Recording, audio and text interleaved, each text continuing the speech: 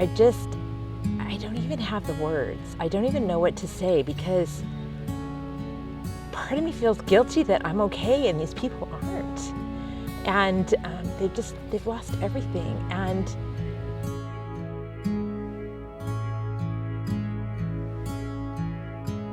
I just drove through the neighborhood and I had no idea. There are probably well over 50 homes in my neighborhood that are completely gone.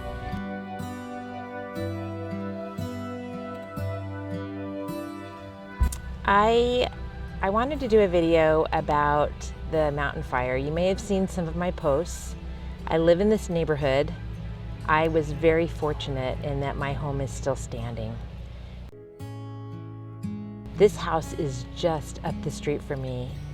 Let me tell you about our situation. I was actually in DC when I got a text saying I need to evacuate. My husband wasn't home either. He was down in Orange County. And I call him and I'm like, what is going on? And he's like, I don't know. We couldn't evacuate. We couldn't get anything out. We had what we had with us, and that was it. And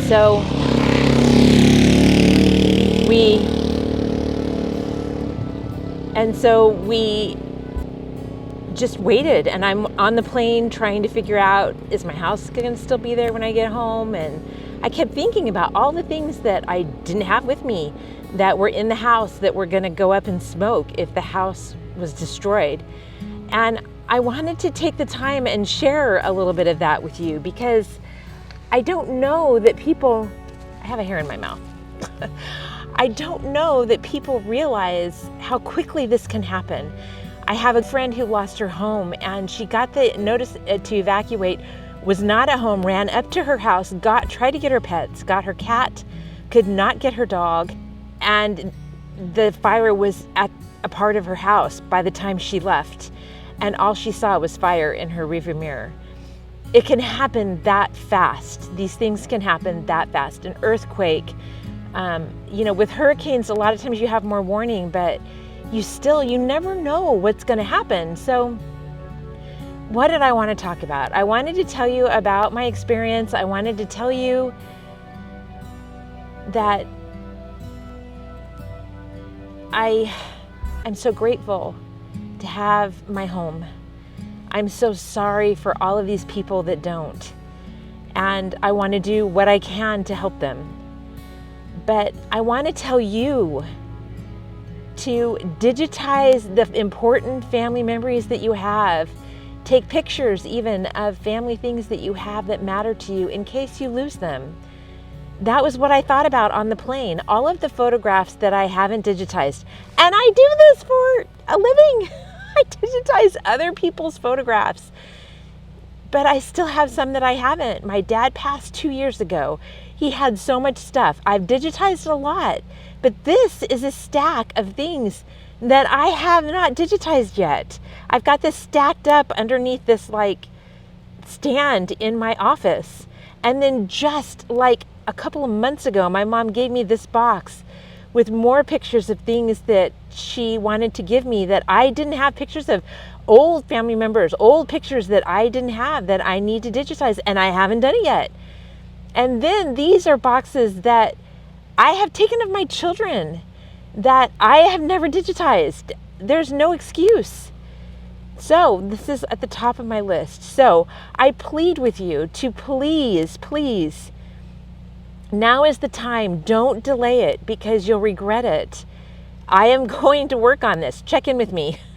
I'm going to work on this. I've got to get this stuff preserved for my posterity, for my children and my grandchildren, so that they have these pictures of family members that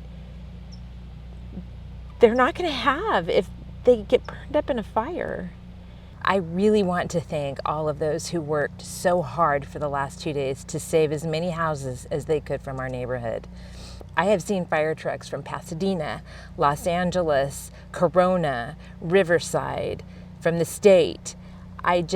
Our neighborhood would have completely been devastated had it not been for these men and women that were working so hard to protect our homes. The winds were so high that airplanes were not able to do any drops. Helicopters were able to do some drops, but they were so ineffective because the wind just blew the water everywhere. So it was the people on the ground that did what they could to protect as many houses as they could. Thank you so much, all of you. I'm so thankful for the kind words that have been sent to me as I've done different posts on this experience of mine. I'm so grateful for all of you and the kindness that you have shown. I'm thankful for wonderful neighbors. We're coming together and we're trying to help one another. And these are times that while they're awful, they bring us together.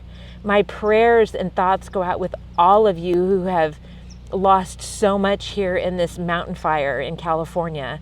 And to those around the world that are suffering in war or in natural disasters, it's just, may we, instead of being divided like we have been in this election, I flew home on the day of the election results, and there was so much division.